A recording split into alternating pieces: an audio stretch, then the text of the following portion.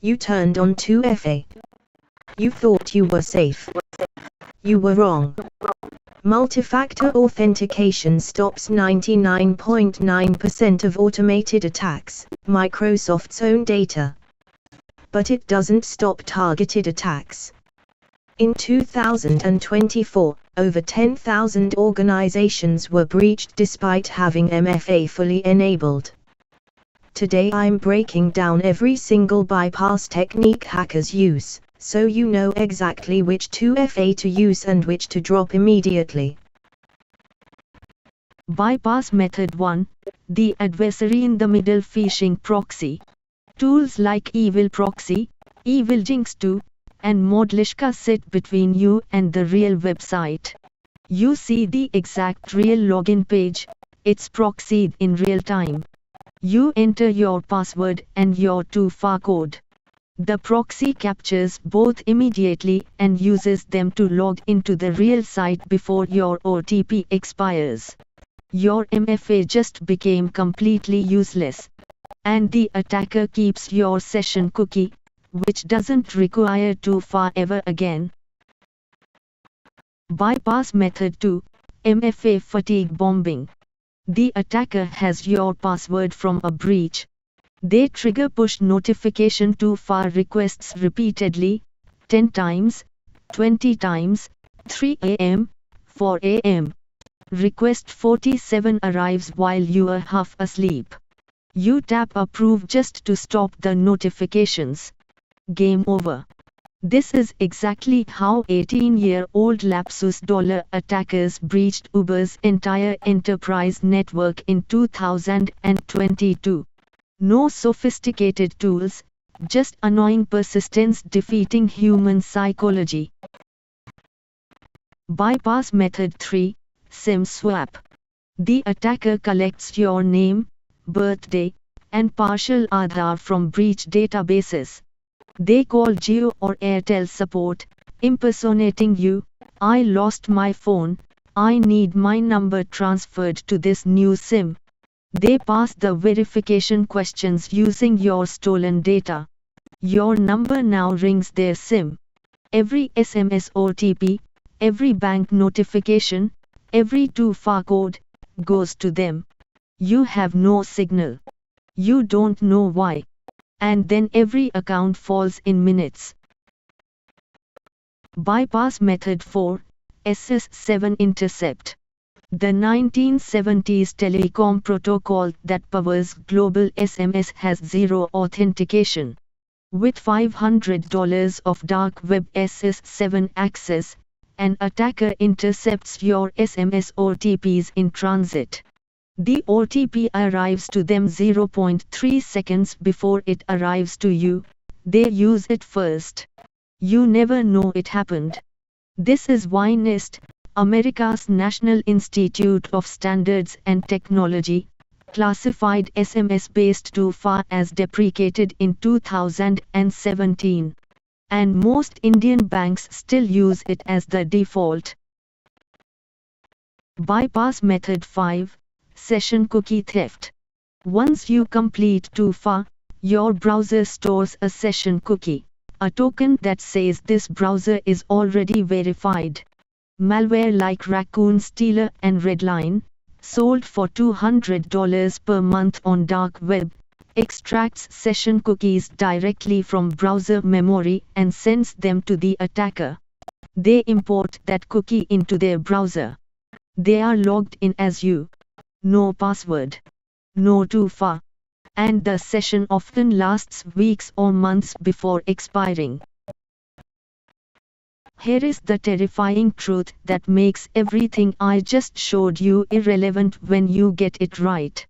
Every bypass, IAM proxy, MFA fatigue, SIM swap, SS7, session theft, OAuth theft, all of them are defeated by a single technology, FIDO2, implemented as passkeys or hardware security keys. FIDO2 is cryptographically bound to the exact domain. The proxy cannot fake the signature. SIM swap cannot intercept it. SS7 cannot touch it. Passkeys are mathematically phishing resistant. The technology exists. The problem is adoption. Most Indian platforms don't support it yet. Here is the MFA ranking from most secure to most hackable. Number 1, FIDO2 passkeys, phishing resistant, defeats every bypass method today. Number 2, hardware YubiKey, physical FIDO2, requires possession, cannot be phished remotely, 4,000 rupees. Number 3, TOT Authenticator app, better than SMS, vulnerable to IAM proxy but defeats SIM swap and SS7. Number 4, push notification, vulnerable to fatigue bombing, use number matching to add friction. Number 5, the worst, SMS OTP, defeated by SIM swap, SS7 intercept, and IAM proxy. Deprecated 2017. Still your bank's default. Change it now. Bypass method 6, OAuth token theft. When you click sign in with Google, Google issues an OAuth token to that application. Malicious apps trick you into granting permissions through fake consent screens. You approve thinking it's legitimate.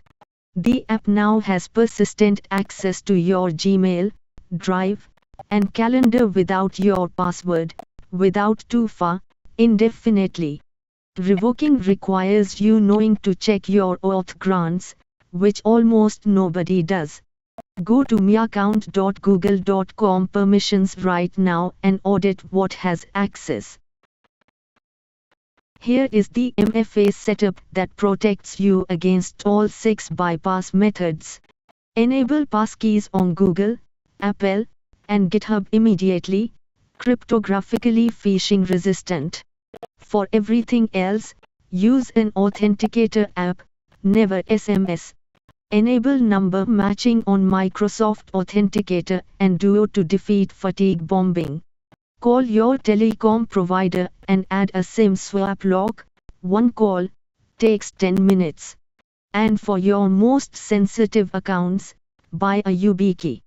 4,000 rupees to 8,000 and it defeats every bypass method I showed you today. The career this creates. IAM security engineer and identity architect are roles that most Indian enterprises desperately need and cannot fill. Every organization with MFA deployed has misconfigured it in ways that allow at least one of these bypass techniques. The professional who can audit these configurations, test bypass vulnerabilities, and implement phishing-resistant alternatives earns 40 to 60 lakhs in India, with roles sitting open for months because the supply doesn't exist. Here is how enterprises defend against all these attacks at scale. Conditional access policies that require compliant device plus location plus phishing-resistant MFA. Even a valid stolen token without the right device gets blocked. Token binding to specific devices makes cookie theft useless. Impossible travel detection flags logins from geographically impossible locations. And MFA fatigue analytics that automatically lock accounts after repeated failed push requests. What Uber didn't have before the breach. Where MFA bypass goes in 2026. AI-powered IAM proxies that adapt in real time to anti-phishing detection, rotating infrastructure every few minutes to defeat reputation databases. Biometric 2FA bypass using deepfake faces and voice clones, already demonstrated in research environments. But the good news, Apple, Google, and Microsoft are pushing passkeys aggressively. By end of 2026, most major Indian apps will support passkey login. Certain is moving toward mandating phishing-resistant MFA for critical infrastructure. Final recap: 6 bypass methods, 1 solution. EvilProxy defeats standard too far, only passkeys stop it. MFA fatigue bombing defeats push notification, number matching plus monitoring stops it. SIM swap and SS7 kill SMS OTP, switch to authenticator app minimum, passkeys ideally. Session cookie and OAuth token theft defeat post-auth security, device binding and conditional access stop it. The answer: passkeys for everything that supports it, YubiKey for sensitive accounts, SIM lock on your telecom, and check your OAuth grants monthly. If knowing all 6 bypass methods changes how you'll set up your 2FA, smash the like button. Subscribe and hit the bell. Drop your current 2FA type in the comments: passkey, YubiKey, authenticator app, SMS, or nothing. Let's do a real audit of the community's security posture. No judgment, awareness is everything. The Network Night Out.